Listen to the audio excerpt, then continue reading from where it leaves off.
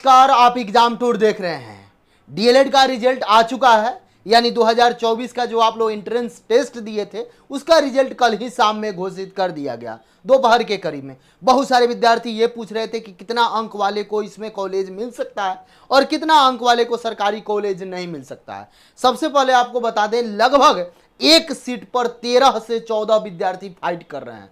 लेकिन ये तो ओवरऑल जो रिजल्ट आया है 75% उसके बारे में हो गया। लेकिन जब थोड़ा सा रैंक लाइएगा, रैंक ऊपर की बात कीजिएगा, तो उसमें एक सीट पर लगभग 20 विद्यार्थी फाइट कर रहे हैं। यानी सरकारी कॉलेज के लिए 20 और ओवल और 13 विद्यार्थी 14 विद्यार्थी फाइट कर रहे हैं। तो सबको पहले बता देते हैं, थोड़ा सा इसके बारे में जानकारी ले लेंगे, एक एक करके हम बताएंगे इसलिए वीडियो को। उसके बाद क्या क्या आपके पास अब डॉक्यूमेंट्स होना चाहिए। बहुत सारे ऐसे विद्यार्थी होंगे जिनका कम अंक भी आएगा लेकिन उनको सरकारी कॉलेज मिल जाएगा, कम रैंक भी लाएंगे सरकारी कॉलेज मिल जाएगा। इसका कारण होता है कि उनके पास डॉक्यूमेंट्स नहीं होता है, और जिसके पास डॉक्यूमेंट्स है उनको सरकारी कॉलेज मिल जाएगा। यदि एक बार अलॉटमेंट हो जाता है तो आप उसको छोड़ के फिर मिले, ये कतई संभव नहीं होता है। सब कुछ बताएंगे, इसलिए वीडियो को समझिएगा, देखिएगा, थोड़ा सा ध्यान यहाँ पे दीजिए। सफल छात्र की बात कीजिएगा तो 4 लाख के आसपास, यानी 4,29,159 विद्यार्थी सफल हुए। और आवेदन कितना विद्यार्थी किए थे? लगभग 5,68,972 आवेदन हुआ था। यानी कि टोटल जब देखिएगा, प्रतिशत देखिएगा, तो इसमें 5% आपका 75.43% विद्यार्थी पास हुए।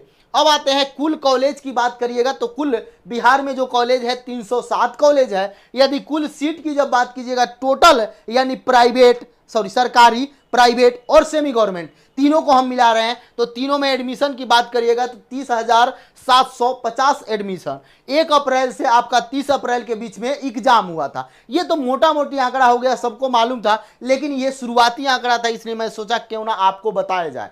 अब 120 अंक का आपका एग्जाम हुआ, उसमें यदि आप इतना अंक नहीं लाए हैं तो आपको लिखा होगा अनक्वालिफाइड या नॉट क्वालिफाइड, या आप क्वालिफाई नहीं किए हैं, ये सारा चीज लिखा है, यानी नॉट क्वालिफाइड। तो किन विद्यार्थी को लिखा गया पहले यहां पे समझ लें, उसके बाद आगे बढ़ते हैं। यदि आप 120 में, चूंकि निगेटिव नहीं था, 120 में यदि आप जनरल है 35%, यानी कि 42 अंक नहीं लाए हैं तो अनक्वालिफाई, नॉट क्वालिफाई आपको लिख दिया गया है। ईडब्ल्यूएस में यदि आप 42 अंक नहीं लाए हैं तो आप क्वालिफाइड नहीं है, नॉट क्वालिफाइड लिखा गया है। यदि आप बीसी में आते हैं और 42 अंक नहीं लाए हैं, 35% नहीं लाए हैं, तो आप नॉट क्वालिफाइड हो जाइएगा। ईडब्ल्यूएस में आते हैं तो सेम क्राइटेरिया है ये, यानी कि जनरल, ईडब्ल्यूएस और बीसी के लिए, 3 कैटेगरी के लिए। अब आते हैं, यदि आप SC ST से हैं तो 30% यानी कि 36 अंक आप लाए हैं तब आप क्वालिफाई माने जाइएगा, नहीं तो नॉट क्वालिफाइड लिख दिया जाएगा। यदि आप PH से हैं 30 यानी कि 36 अंक यदि आप लाए हैं तो आपको क्वालिफाई लिखा जाएगा। 36 से थोड़ा भी अंक कम होगा तो आपको नॉट क्वालिफाइड लिखा होगा। फ्रीडम फाइटर वाले का सेम कंडीशन है, 36 अंक यानी कि 30%। अब आते हैं थोड़ा सा नेक्स्ट चीज, पहले देखिए, सबसे पहले बता दें आपको, अगला ये देखिएगा, सफल छात्र हो गया। अब यहां पे आते हैं, आपको क्या क्या डॉक्यूमेंट्स चाहिए इस बात को समझिए। जो भी 10th लेवल पर यदि आप भरे हैं, आप 10th पास हैं, 12th पास हैं, तो थोड़ा सा ध्यान दीजिएगा। 10th का अंक प्रमाण पत्र और मूल प्रमाण पत्र।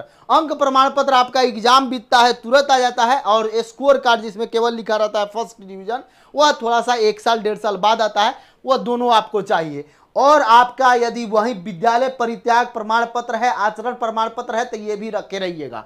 इंटर विद्यार्थी का सेम कंडीशन, मूल प्रमाण पत्र, अंक प्रमाण पत्र, माइग्रेशन और आचरण, और उसके बाद स्कूल लिविंग सर्टिफिकेट। ये इतना आपके पास डॉक्यूमेंट्स होना चाहिए। इंटर पास आउट जो है उनके पास ये डॉक्यूमेंट्स सारा होना चाहिए। मैट्रिक का डॉक्यूमेंट्स बता दिए, इंटर का डॉक्यूमेंट्स बता दिए। अब आइए यहाँ पे, जो यदि कैटेगरी का लाभ लिए हैं, यदि आप कैटेगरी से आते हैं तो वो थोड़ा सा ध्यान देंगे। यदि आप ईडब्ल्यूएस का लाभ लिए तो जाति, आय, निवास और ईडब्ल्यूएस का सर्टिफिकेट चाहिए। यदि आप एनसीएल का लाभ लिए हैं, यानी BC1 BC2 का लाभ लिए हैं, तो आपके पास जाति, आय, निवास और एनसीएल में आप आते हैं तो एनसीएल होना चाहिए, यानी जाति, आय, निवास और एनसीएल। यदि आप एनसीएल का लाभ नहीं लिए हैं तो जाति, आय और निवास चाहिए। अब आइए आगे आते हैं, यदि आप SC ST में आते हैं तो आपका उसका प्रमाण पत्र होना चाहिए, यानी कि जाति प्रमाण पत्र आपके पास होना चाहिए, आवासीय प्रमाण पत्र आपके पास होना चाहिए। अब आइए, आवेदन जब आप किए थे उस समय जो जीरोक्स मिला था, उस समय जो आप आवेदन डाले थे, जो फोटोकॉपी मिला था, वो भी आपके पास होना चाहिए। उसके बाद आप आइएगा, जो स्कोर कार्ड कल आप डाउनलोड किए वो भी एक तय सीमा के बाद हट जाएगा, उसको आप प्रिंट आउट करा के रख लेंगे, इतना चीज। उसके बाद आप जो एग्जाम देने गए थे, एडमिट कार्ड का जो आधा मिलता है वो भी आपके पास होना चाहिए, अन्यथा समस्या होगा। अब आइए, स्कोर कितना रहेगा तो आपको सरकारी कॉलेज का चांस है, स्कोर कितना कम रहेगा तो आपको प्राइवेट कॉलेज का चांस है, इस पर भी बातचीत करेंगे। थोड़ा सा ध्यानपूर्वक समझिएगा, जो भी विद्यार्थी देख रहे हैं उनसे मैं यही कहूंगा। अब आइए, यदि आप जनरल विद्यार्थी हैं और एक बात मैं बता दूं, गवर्नमेंट कॉलेज की चाहत रखते हैं और फर्स्ट लिस्ट में आप चाहते हैं कि आपको मिल जाए, तो आप इसमें +-2 रखिएगा, या तो 90 +-2, यानी प्लस कहने का अर्थ हुआ कि 92 भी हो सकता है या 88 भी हो सकता है, यानी कि आपका 88 से लेके 90 के बीच में है तो आपको सरकारी कॉलेज फर्स्ट लिस्ट में मिलेगा। फर्स्ट जो आपका आएगा उस समय आपको मिलेगा, यानी पहला जब आप वेरिफिकेशन कराने जाइएगा, पहला जब आप कॉलेज चुनिएगा तो उस समय आपको ये कॉलेज मिलेगा। यदि आप ईडब्ल्यूएस से आते हैं, आपको 80 है या 82 है, तो आप स्वस्थ रहें, अस्वस्थ रहें कि आपको एकदम सरकारी कॉलेज मिलेगा। अब आते हैं बीसी में, आप आते हैं, आपके पास 78 है या 75 प्लस है तो भी आपको सरकारी कॉलेज मिलने की प्रबल संभावना है। यदि आप बीसी में आते हैं, ईबीसी का मैं बता दिया, यदि आप बीसी में आते हैं तो आपका 80 है या 82 है, 80 है या 78 है तो भी बीसी वालों के लिए बल्लेबल। एससी कैटेगरी से आते हैं, अगर आपका स्कोर 72 है तो भी आपको सरकारी कॉलेज मिलेगा। एसटी से आते हैं, एसटी का एससी से ज्यादा स्कोर रहता है क्योंकि उनके लिए कम सीट होता है, तो उसके लिए 75 अंक आपको मिलेगा।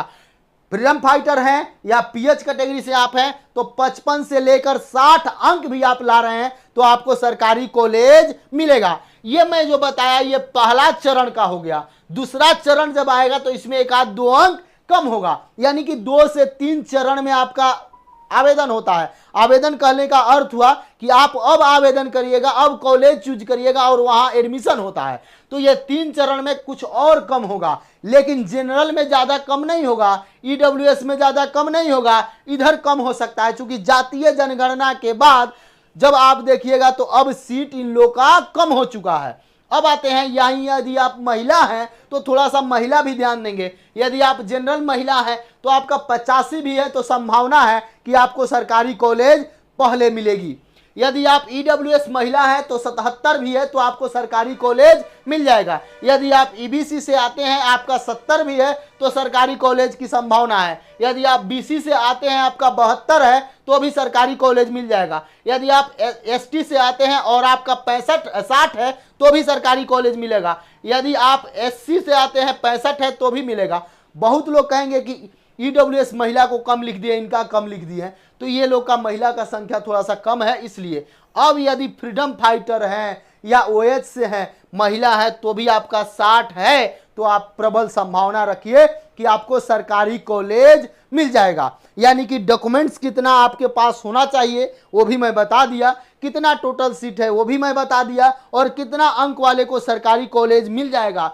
अब देखिए, इसमें भी कॉलेज आपको चुनने में भी वहां पे समस्या होगा। वहां यदि आप सही कम अंक वाले भी हैं, अगर सही डायरेक्शन में कॉलेज चुन लेते हैं तो आपको मिल जाएगा। यदि ज्यादा अंक भी है, ज्यादा स्कोर भी है, ज्यादा रैंक भी है, फिर भी आपको अपना कॉलेज नहीं मिल पाएगा, आप जो चाहत रखते हैं वह नहीं मिलेगा। तो एक बात मैं बता दूं, 1 सप्ताह बाद मैं एक ऐसा वीडियो लेकर आऊंगा, कैसे कॉलेज देखें, किस तरीका से कॉलेज चुने, आपके यहाँ कितना सरकारी कॉलेज है, कितना प्राइवेट कॉलेज है, किस तरीका से आपका एडमिशन होगा, क्या आपको होम जिला मिलेगा, होम जिला में कौन सा कॉलेज मिल सकता है, यानी सब आपके मन में जो प्रश्न है उसके बारे में मैं बताऊंगा। तो आप कमेंट सेक्शन में जरूर कमेंट करें। नेक्स्ट वीडियो में जो लाऊंगा उसमें सब कुछ शेष बताया जाएगा, क्योंकि ये वीडियो लंबा हो सकता है। इतना लेकर आप चल रहे हैं, आप बहुत सारे वीडियो में देखे होइएगा कि इतना कम अंक, इतना ज्यादा अंक, सबको हटा दीजिए। यदि टोटल विद्यार्थी की बात करिएगा तो 14 विद्यार्थी फाइट कर रहे हैं, यदि ओवर और फर्स्ट लिस्ट की बात करिएगा तो लगभग 25 विद्यार्थी फाइट कर रहे हैं। इन सारे आंकड़ा के बाद ये दिया गया और मेरे अनुसार ये चल रहा है। आप क्या विचार रखते हैं एग्जाम टूर के बारे में, कमेंट सेक्शन में जरूर कमेंट करें। जय हिंद।